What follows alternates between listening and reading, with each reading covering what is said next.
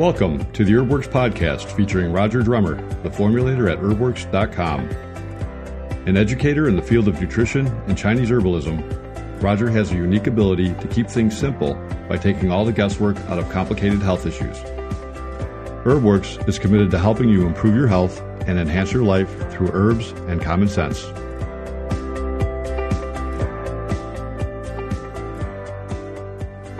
Hello, everyone. Welcome back to another HerbWorks podcast. I'm Laura Shakti. And Roger Drummer. All right, Mr. Drummer, what are we talking about today? Today is Killing You Softly, Neurotoxins. Isn't that a song, Killing You Softly, from the 70s or something? I was going to call it Killing You Slowly, but I kept thinking of Roberta Flack and that old tune, so I just called it Killing You Softly, Neurotoxins. Do they kill you slowly? They do, and I want to cover that today. It's because it's all about how we slowly kill our memory through diet, and you don't really realize it's actually happening to you. Oh, okay. So I suppose this is related in some way to the formulas you have for brain health? It is. You know, my big passion in life is memory and dealing with stress and making sure that you preserve your brain function, you know, preventing premature aging of your brain. Mm-hmm. And you do that through diet, certain nutrients, exercise, but also being aware of what you're putting in your body. And this is the thing most people miss. They might go out and buy a bunch of really good stuff for their brain, but they don't realize they're eating other stuff that's laced in their food that's killing their brain cells. Wow. So even though you formulate nutraceuticals and adaptogenic herbs for people to have better health, you are passionate about educating people about the things they shouldn't be doing as well as the things they should. It makes all the difference in the world. So this is what we're going to cover today. We're going to cover things like food additives. We're going to cover chemicals in your water, chemicals that are on your food, stress, and exercise. And hopefully what to do about all those chemicals. It is. Well, you have to be aware of them. Okay. And they're not that hard to avoid once you become aware and put a little effort into it. All right. So first of all, what is a neurotoxin and why should I care?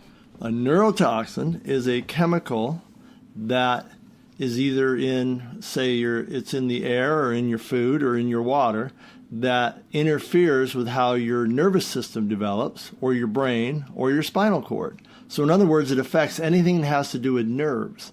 It interferes with either the development of them mm-hmm. or the replication or the growth of them or just normal function. Okay. And so that's why it's important to know what they are and how to actually eliminate them. So where do we find neurotoxins? Or I might say, how do we avoid neurotoxins? Well, you have to be aware of where they're at. And some of the ones that have been around a long time that we know about have actually even being classified, besides being neurotoxins, they're considered to be excitotoxins, which is a real interesting name. There was a famous book written back, it's probably 15 years ago by a neurologist named Russell Blaylock. Okay. He had a book called Excitotoxins, The Taste That Kills. Oh, wow, that's quite the title. That was a great book. But what it basically detailed was that common food additives like MSG, mm-hmm. which most people, if they're not aware of, are eating every single day, and things like aspartame are chemicals that excite your neurons to fire so rapidly that they fall over dead and then cause a bunch of inflammation in your brain, right? So that's why it's called an excitotoxin, because small amounts of something similar might be good for your neurons, but in the amount that you get of those artificial chemicals, they stimulate it to death. And then you cause inflammation in your brain, and you're losing neurons every time you eat it. The problem with that, and this is what's the problem with all these things, right? The problem is that you have so many neurons in your brain that when you're in your 20s, you don't notice that you just killed a bunch of them because you have a lot of them. Because you're in your 20s. Because you have a lot of them, right? And you go out to eat certain food. Chinese food is famous for MSG, but you eat certain food with MSG in it, you lose a bunch of brain cells. You don't really know it until maybe you're in your 50s and you reach a certain point. And this is how he classified it, I'm pretty sure, in his book.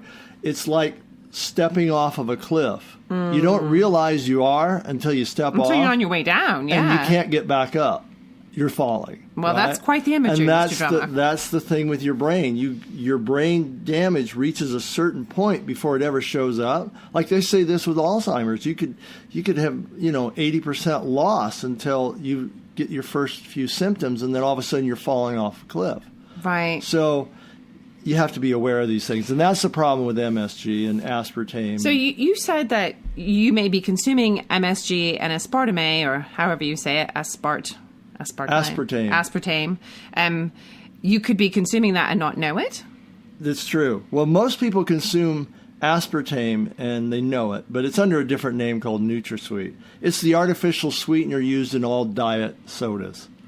It's the 0 calories, very sweet.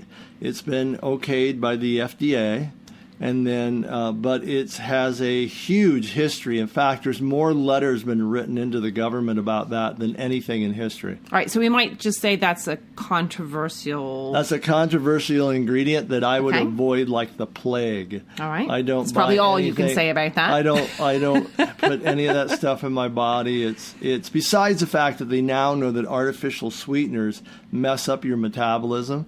Your body still reacts to it as a sweetener. It messes up your blood sugar.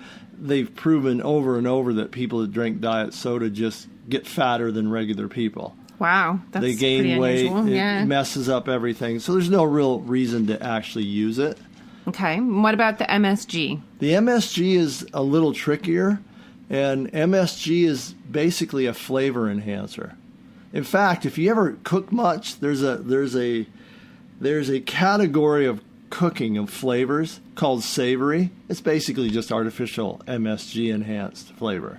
Savory. What do you mean? Savory flavor has basically come up. No. Savory these days is basically MSG. Well, it used to be in cooking that you have the opposite of sweet versus savory. And you can use herbs such as sage. Sage is savory. Yeah. Thyme is savory. Today, savory in almost all foods, especially packaged stuff, is MSG. And so MSG, literally, you could make a cardboard box taste And they good did, didn't with they? MSG. In China somewhere? I used to lecture on this, and I used to talk about how, I said this for years. MSG works so well, you could make a cardboard box taste good and someone would eat it. And then one day I read in the press that a restaurant in China got busted because they were taking the produce cartons, grinding them up, cardboard, mixing them with MSG and sugar, and serving them as a dessert. And people loved it. But this was years ago, right? Years. Just only 5 years ago that they caught them doing that this. Is so funny. But MSG has no purpose other than to make low quality food taste good. But what does it do to you that's bad? I mean, if MSG, you take it, what happens to your brain? Why should we care? MSG is actually something called monosodium glutamate. And the argument that people will make that try to defend MSG is that, glutamate is an amino acid. Your brain needs it. You have glutamate receptors. Well, yeah, that's true. But when you eat glutamate, or glutamic acid, which is an amino acid, it's in a protein food. You only absorb a certain amount of it. A certain amount of it then makes it up to your brain in a natural dose, and then it does stimulate and help the neurons fire in your brain. Right. Well, with monosodium glutamate, you might eat 30 grams of it at a time. It's an artificial chemical, so it's overstimulating and overflooding your brain with this. And there's also receptor sites in your other organs, your heart. You can have heart palpitations from eating MSG. Yeah, some people get very, very sick from it. But the main thing is that it really messes up your brain function. But again, it could be something where you just feel mildly off and don't really pay attention to it. But 20 years from now, it might be adding to all the other things that you have in your diet that are also disrupting your brain function. So manufacturers have even caught on to the idea that now people are looking for MSG. Right. So they start spelling it out, monosodium glutamate, and people don't know it's the same thing. So you have to watch for this. In fact, I had the funniest lesson from that, a couple of them, because, MSG's been around. I've been aware of it for 20-some years, but I had a nephew who got a job in a fast food restaurant, taking over for this lady who was the main cook at this restaurant for like 20 years. It was a pizza place, served soup and lunch and all that stuff. He took over for her, and everybody hated him. The food just wasn't any good. Nobody liked his soups. Nobody liked his pizza, nothing. And then he discovered the big jar of MSG she had underneath the counter. She just loaded the soups and the pizzas up with MSG, and everybody just thought she was an amazing chef. So what does that do when you, pizza without MSG, soup without MSG? How are you as the customer going to know that it's in there other than if it's not there? You don't. Because, again, most fast food pizza places are based on very, very cheap ingredients. And so you have to have some flavor enhancer to make it palatable to people. And if you don't know what you're doing so much with soup and you're buying cheap ingredients, and you're not, you're just not up to using herbs and spices and things like that, then MSG makes up for everything, right? So cheap and easy. It's cheap and easy, and that's what it's all about. And so something you want to avoid. I remember back when I worked in a health food store in Phoenix, that we were right next to a Chinese restaurant. And one day I went out, and the Chinese restaurant had put flyers on all the cars in the parking lot. So there's like 75 cars out front that all had a flyer on it saying, MSG is not bad for you. Only 15% of the people that eat it get headaches or have a reaction. And we just started laughing because basically they just told their customers only 15 out of every 100 people that come in here get sick. Oh, my God. So it was I don't think it's that high because most people won't notice, but people are real sensitive to it, the ones that are, and you'll just feel off sometimes and have a slight dull headache. Right, interesting. Same way with aspartame, but aspartame is more in sweet drinks, and it disrupts your brain chemistry. And believe me, I've known people that cannot quit drinking diet soda because they're addicted to the sweetener in it. How interesting. Huh. So those are the excitotoxins that you talked about. Now, tell me a little bit more about the neurotoxins. Where would we find those in our everyday life? Well, in everyday life, it's any city that you live in that puts fluoride in the water supply. Really? Fluoride just has been announced or pronounced to be a neurotoxin. It was in the Lancet, which is the largest, most prestigious medical journal in the world. Has just declared it to be a known neurotoxin. But it's been known to be a toxin for years and years and years. Yeah, but they deny it because they put it in the water system. They lie to you about how it's good for your teeth. And so it's all over the United States in water systems. It's never been proven to ever improve anybody's teeth.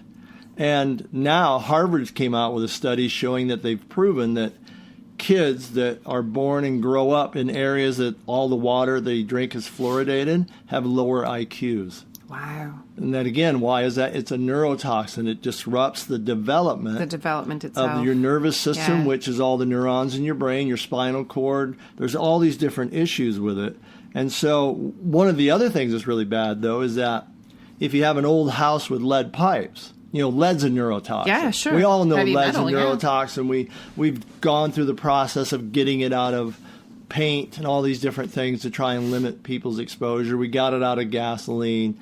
But if you have a house that's older and has lead pipes, fluoride actually makes the lead leach out of your pipes more. So if you're drinking water that's from a system that has fluoride in it, it's coming through those pipes, you're going to get an extra dose of lead along with your and this fluoride. Is a big problem in a lot of country homes and out in farm communities. It is a huge problem, and fluoride's been linked now with Alzheimer's.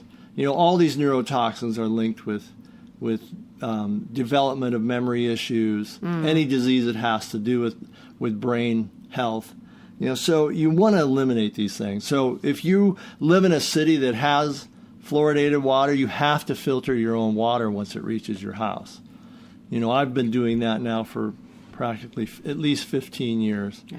And you just have to have it filtered. And even fluoride is so hard to get out that even the best filters might only get out 98% or 99%. But at least you're doing something. And we've done a podcast with more information. Yeah, on we that did. about, And you have to take it out yeah. of your water. You have to protect yourself. These are just things that you have to pay attention to, especially if you're worried about your brain health. And then, as you get older, it's just another one of those things that accumulates along with your diet. So now maybe you're eating food once in a while that has too much MSG in it. You're drinking faucet water. You're not paying attention to things like that. And you're just getting these doses. All right. Well, we're going through the bad news first, it appears. So what about chemicals and pesticides on your food that you're eating? We're talking about water and things that are added to food. What about if you're trying to eat healthy, you're trying to buy vegetables and have more whole foods in your diet? Well, the best thing to do, and I will always say this, is to buy organic food. For one, you're going to have fewer pesticides. It's almost impossible today to buy foods that have no pesticides if you're testing really stringently, because it's in the water system, it's everywhere, right?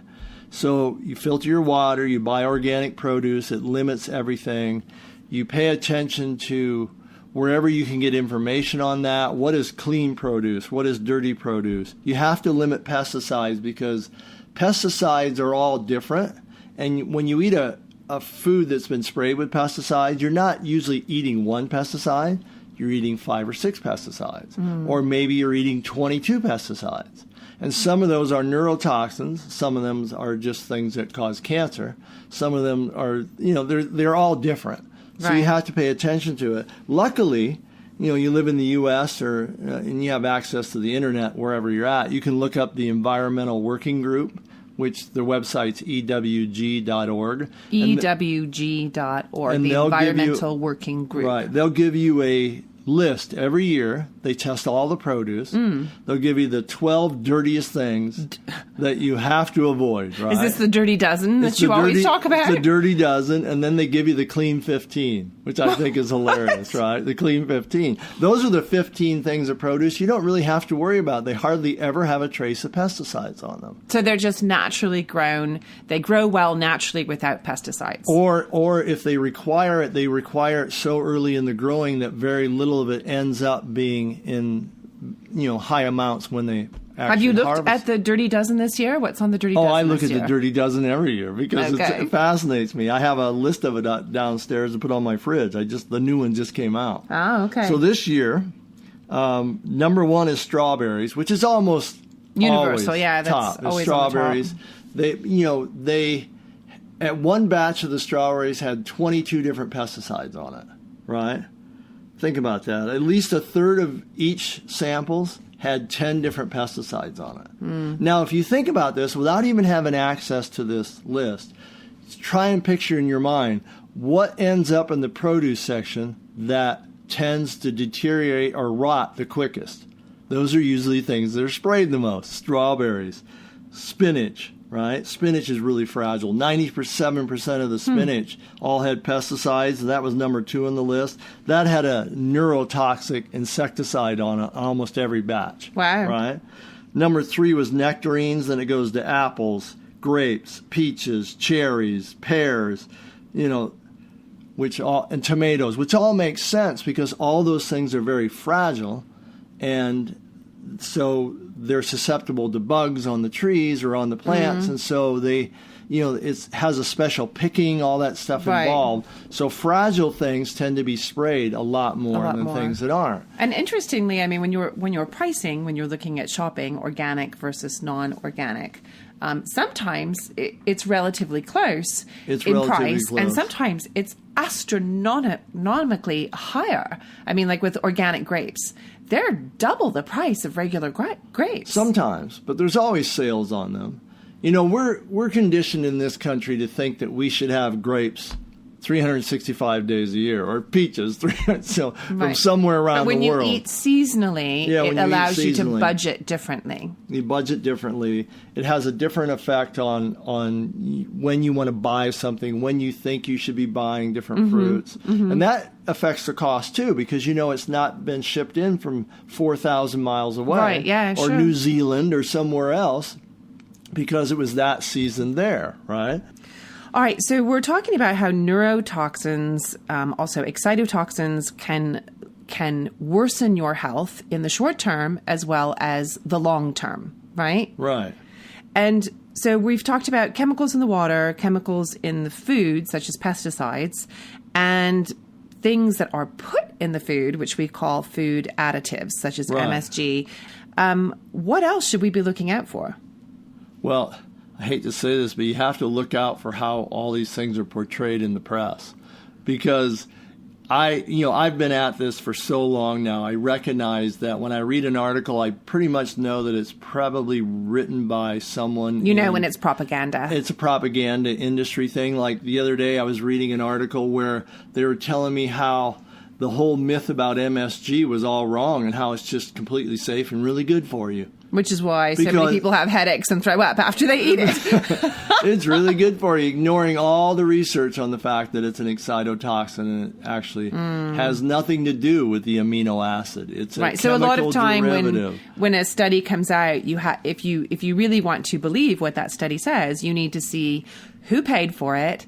Even the scientists, it's all shell companies so often. You have scientists that are paid by growers, that are paid by the seed, It's a mess. So if you really know what MSG is about, then you know who wrote the article without researching it very much. But even the thing that coming out from a scientist the other day from Harvard said something which shocked me. They did a study on and proved that... Did you read this in a medical journal or was it in the just regular news? It was on a science website. Okay. Right? So a pretty good one. And so I was reading this study and they had a quote from the scientist who ran the study. The study was done at Harvard and what they were testing was whether or not pesticides had an effect on fertility. Right? And so they had 300 and some women that ate 2 or 3 servings of regular produce with pesticides in it, and another group that did not eat those pesticides, right? And the rates of fertility were different in each group. So they proved that if you consume a certain amount of produce with pesticides in it, it does lower your fertility. Mm-hmm. And right off the bat, I start laughing because it cracks me up that someone has to do a scientific study to determine whether a chemical that they spray on food to kill something will affect your fertility. It might be bad for you. They've been writing books about this since the 60s when Rachel Carson wrote Silent Spring. Silent Spring, sure. She basically talked about how the baby chicks of eagles didn't develop and how their eggs would break, they were too weak, and all these things in nature, it affected their offspring. So why do you think that won't affect humans? Yeah. Because we're superior? And that was clear back in the early 60s. Yeah. So have we learned anything? It's over 60 some years, almost. Amazing, huh? It's like, where are we at with this information? We're just loading up on these pesticides. But the funniest thing was that the doctor who did the study, he said, when I went into this study, I honestly didn't think I would find anything. This is a scientist saying This is a scientist. I honestly didn't think I would find anything, that pesticides would have any effect on fertility. And again, I'm thinking, how can someone who's so brilliant that you're a scientist at Harvard, they don't take dummies at Harvard, right? So how can you think that chemicals that their only purpose is to kill things, that went into your food, that it wouldn't affect you in every cell in your body in some adverse way? Yeah. Especially your reproductive system. That's about creating life. Pesticides are about destroying life. Mm-hmm. They're killing all different things, right? Everyone has a different mechanism by which it kills a bug or a weed or something. So how can that be good for anybody? That's what baffled me about it. So what can we do for damage control against all of these things that are killing us softly? Well, first and foremost, you have to pay attention to what you eat. If you're eating all the time at fast food restaurants, you're probably getting MSG and aspartame without knowing it. And you can't rely on some waiter to tell you there's no MSG in the food, because every restaurant uses packaged dressings or powdered mixes they just make may not into know. dressing. Yeah. They're not chemists. They're there to make some money. They're going to college, right? By the way, our daughter's a waitress, and she's very good at it. And so they're not studying every ingredient known to man, and they don't know the stuff on the labels. MSG can be hidden in something like 40 different names now. They put it under. So, right. So, you can't depend on that. You have to eat clean, eat more of your food at home, make sure you're going to a higher class restaurant, and don't eat all the sauces and things. Normally the food isn't where the stuff is. It's in the sauces and the dressings, right? So you kind of avoid that. You make it a habit of avoiding it. Then you also have a water filtration machine at home, or you go to one of these companies, which are everywhere now. You can pull into a place, you buy your own jugs, they fill up your completely filtered water. They wash your bottles, fill them up, you take it home. It's about 30 cents a gallon. Yeah. But you know what? It's really important, especially if you're cooking a lot, like pastas, rice, all those things. You don't want to use. You don't want to be concentrating your fluoride in your aluminum, which is in most processed water that's coming in your tap. You don't want to concentrate that into your food. So you take those processes. Everybody should invest in a water filtration machine. Have it at home. That's just basic health. And then what about the brain health products that you have and that you formulate? Well, the other thing besides. This is kind of a two-step process. You have to look at your food. You have to pay attention to what you're consuming, what you're putting in your body. And then you also have to pay attention to the type of nutrients that you're going to need to help your nervous system. To offset that, yeah. And two of the main things that you have, if you're just talking about vitamins and being basic stuff, you have to pay attention to B12, which is a common vitamin that you actually make in your digestive system when you eat certain foods. Some food has it in it, like eggs and beef, different things. But a lot of people don't absorb it because they don't have something called intrinsic factor, which is this chemical reaction that's part of your digestion, the microbes in your gut, that changes it into a form that your nervous system can actually use. And your nervous system has to have B12 or it cannot develop its nerves. So if you're someone who's like starving for nutrition, literally, and then you're eating neurotoxins, your nervous system doesn't have a chance. So how can people get more good quality nutraceuticals? Well, if you're buying B vitamins and you want B12, you have to use methylcobalamin. That's the one that's already gone through the few-step process to where you take it in your body. It does not have to be digested. It just simply goes into your system. And that's the form of B12 I put in Tianchi. Ah, okay. Because that's an important thing for your brain. I didn't want to use cheaper B12. And the same way with folic acid. Most people have a genetic defect or a weakness that doesn't allow them to use folate, which is in green leafy vegetables. Plus, most people don't eat them, right? The average American eats like maybe 1.5 servings of vegetables a day. And that's usually like on your hamburger at a fast food restaurant. That's your pickle. The pickle, the tomato slice, and one piece of lettuce, right? And I'm sure it's not organic. So you have to have that in a methylated form too, which is methylfolate. Same thing I put in, again, Tianchi. Because Tianchi is an anti-stress brain formula. And if you're not using the best forms of those things, then it's pretty much why even do it? Because you're trying to protect someone's brain at the same time you're lowering their stress. And how do the adaptogenic herbs that are in Tianchi help with these excitotoxins, neurotoxins, this kind of damage? Well, the thing that Tianchi, the adaptogenic herbs in Tianchi and in Inner Peace, the way that they work in your brain to help you with these issues is that, number one, they regulate your nervous system. And then number two, they put your brain in an energetic position to where it's communicating. It's called brain coherence. The main reason you want to do that is that when your nervous system comes under control, you lower the amount of stress hormone.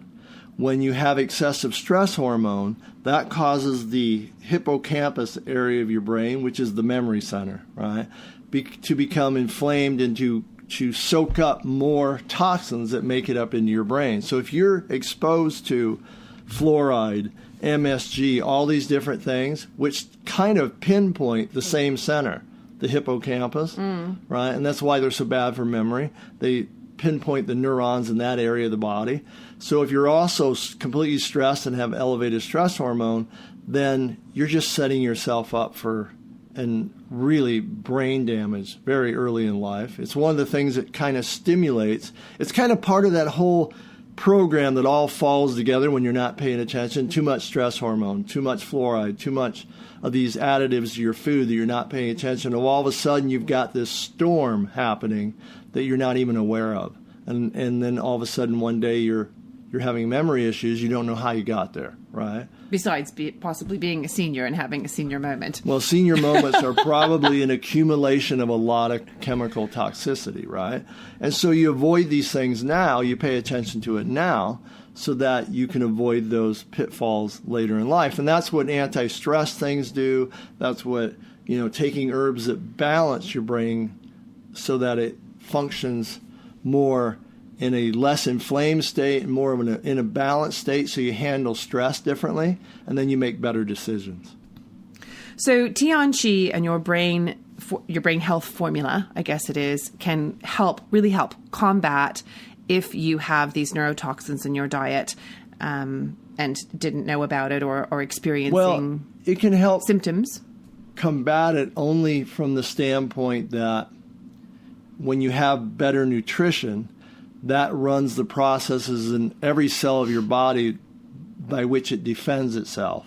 But ideally, you would stop eating these chemicals, because no nutritional product that you take is going to fully protect you from the toxins that you're continuously putting in your body. It's that old theory that people go, well, I take a multivitamin, which they probably paid $6 for, and they're eating at a fast food restaurant twice a day, French fries and Cokes. Right. So basically what you're saying is no mixing up Tianqi and your Diet Coke to drink it that way.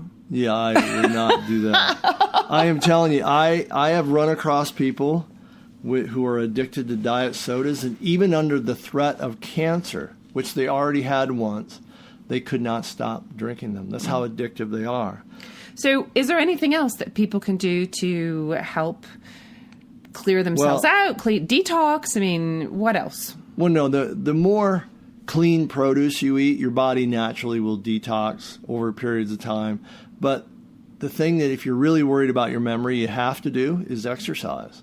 A lot of people don't want to do that, but at least 3 times a week, get out and sweat, do something, because that actually stimulates a special protein in your brain called brain-derived neurotropic factor, or they call it BDNF because nobody likes to pronounce that. Including you. So BDNF, brain-derived neurotropic factor, is this ability of your own nervous system to generate new nerves and to help maintain the neurons in your brain. And surprisingly, it does it in the same area that is affected by neurotoxins, excitotoxins, and by stress. So it really is important in the hippocampus area of your brain to help the growth of new neurons and to maintain the healthier neurons. So if you're doing that and you have a good vitamin program, and maybe you're doing some other herbs and you're doing all these things that are good for you and avoiding these things, then you've set your brain up to actually continue to grow and replenish and have really good brain health for the whole rest of your life. Well, thanks for our wonderful podcast today about neurotoxins, Tianqi, brain health. Killing you softly. This is Laura Shakti. We'll see you again soon.